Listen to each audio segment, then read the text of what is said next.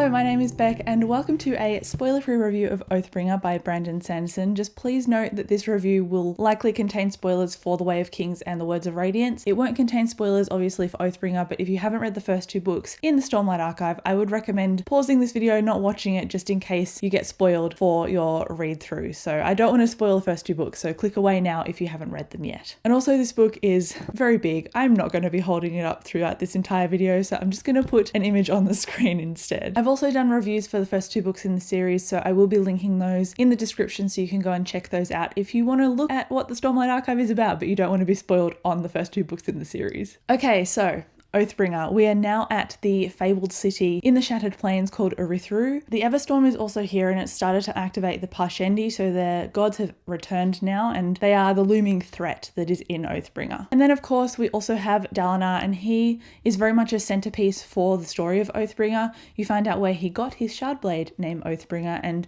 we also delve deeply into his backstory. So his current story arc is him trying to unite the kingdoms against the Parshendi. So that's what Oathbringer follows. It's got a very political angle, but it also follows our key characters like the first two books have as well. When I was reading about Dalinar, it was honestly quite terrifying because we find out that his backstory is very much that of a tyrant, and he was like a battle lord, and now he's got to obviously put on his political hat and become a different person. And you find out that the reason he's so different, there's such a disparity between who he was and who he is now, is because there's a lot of memory that he has just a gap in. He doesn't remember a lot of his past. And so you start to investigate why in Oathbringer, and we start to see more of that develop. So we get to learn more about him as he learns more about himself as well. I do want to note that Oathbringer in this review was a reread for me, and when I was reading it, I just forgot how much happened in Oathbringer. When I first read through it, I thought it was a little bit, not boring, but it was definitely more dense than the first two books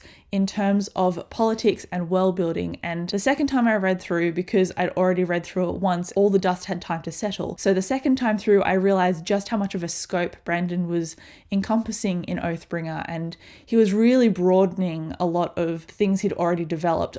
It seems obvious now that I'm saying it, but at the time I was just focused on the character arcs and what was going on with each person and kind of roughly the politics that a lot of the world building I ended up missing out on. And I think he did a lot to develop that in this book. So like I said, a lot of the deeper meanings of the world building and a lot of character things as well, I was kind of like, oh, it had a lot more resonance with me on this read through, because the first time I just found certain characters, Shallan, a little bit annoying, and I felt that they had a lot of airtime when it could have potentially been condensed. But upon read through, the things that I thought took up a lot of airtime were actually just sections of the book, but because it was so large and doing so much, they're kind of the sections that my brain snapshotted as what Oathbringer was. So I felt a deeper resonance, like I said, the second time reading it, and there was a lot of lore especially and significant character movements that I missed the first time around. Well, not missed, but I just didn't pay enough attention to it as I should have. Like I said, Shallan has a significant portion of this book, and she delves into her radiant powers. She's also looking into the mysteries of Urithru, the city itself, and a lot of the abilities of the Radiance are explored through her.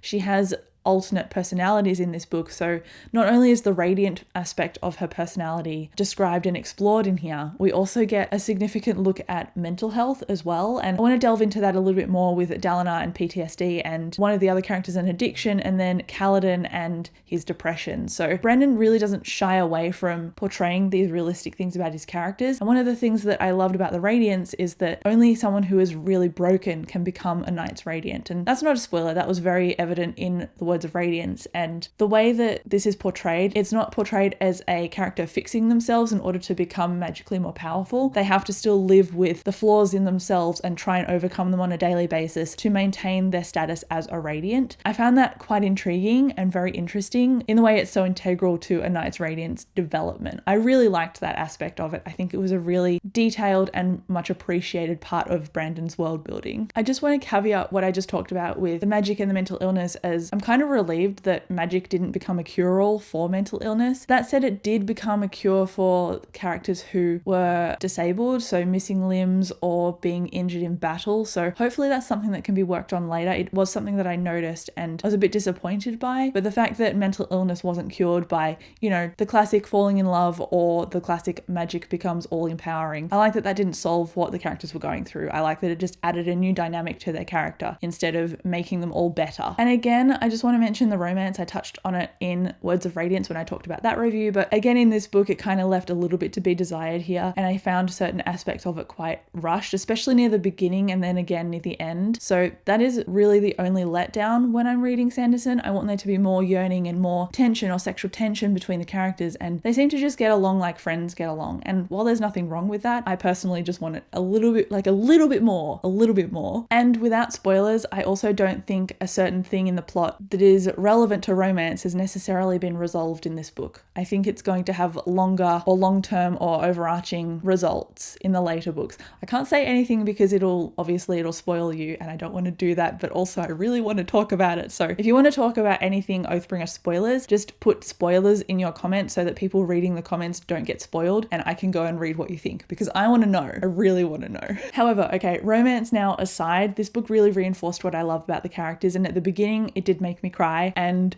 it wasn't in like a heartbreaking way, it was just in such a impactful way. And I also obviously felt broken during this book. I was laughing, I felt awe and just wonderment. So Oathbringer definitely left its mark on me, and I really thoroughly enjoyed my reread of it. Also, it had a really cool payoff at the end, which Brandon tends to write into his books, but whenever I read them or reread them, I'm no less surprised than the first time I read through, because he builds something new into his endings each time. And this time, even though he'd done a huge cataclysmic ending with the end of Words of Radiance, he built more world building into the ending of Oathbringer with the Spren, with Odium, with the swords, and I really love that attention to detail, and I really appreciated a broadening of the scope, like I said before. Also, I couldn't stop thinking about these characters whenever I put Oathbringer down, which is a testament to how Brandon has written them all so uniquely, and it's definitely telling me how much I'm looking forward to Rhythm of War, because if I keep thinking about these characters on a loop when I'm not even reading the book, then I'm going to love the next installment, I'm absolutely sure. I did give Oathbringer obviously a 5 out of 5 stars. I loved it. There were things about it like the romance that didn't quite stick, but the rest of it I really thoroughly enjoyed. So yeah, while Words of Radiance is my overarching favorite of the series, I loved Oathbringer for its own reasons, and it comes in a close second to the Words of Radiance.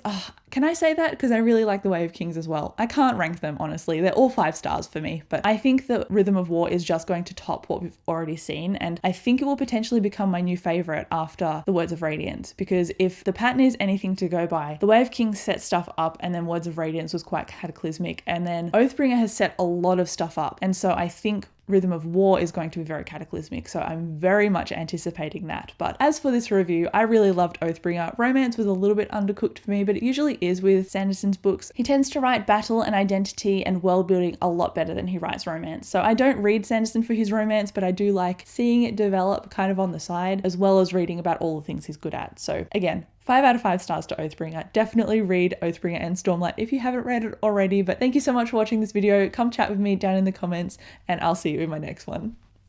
Bye.